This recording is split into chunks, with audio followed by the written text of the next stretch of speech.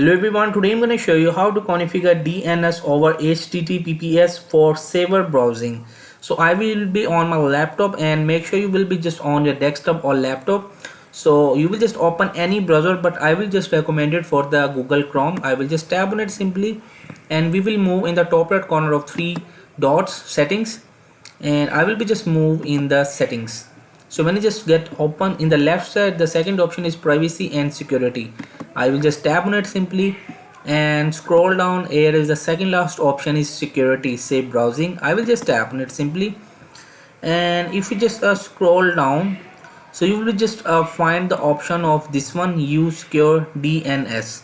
So I will just turn it on, and right over here you will be just selected the OS default, and you will just selected this Cloudflare.